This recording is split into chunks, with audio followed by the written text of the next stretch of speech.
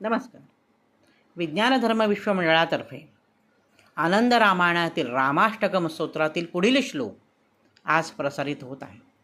श्यामाभिरामं नयनाभिरामं गुणाभिरामं वचनाभिरामं विश्वप्रणामं कृतभक्तकामं श्रीरामचंद्रं सततं नमामि.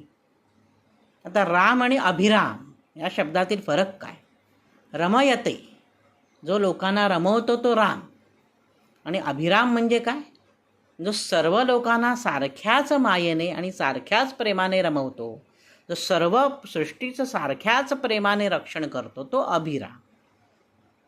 म्हणून श्यामाभिरामम म्हणजे त्याचं रूप कसं आहे? सावळा.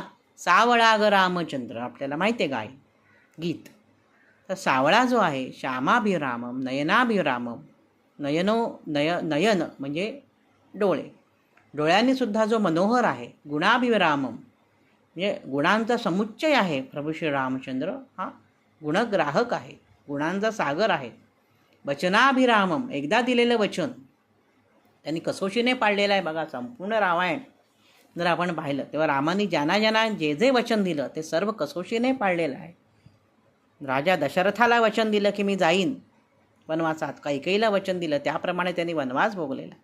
सुग्रीवाला वचन दिलं की मी वालीचं निर्दालन करीन, त्याप्रमाणे त्यांनी वालीचं निर्दालन केलेलं आहे.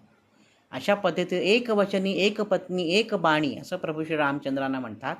म्हणून त्यांना म्हटलं इथे वचनाभिराम विश्वप्रणामम, संपूर्ण विश्व संपूर्ण जग त्यांना नमस्कार करतं. असं का म्हटलेलं आहे माहिती आहे इथे?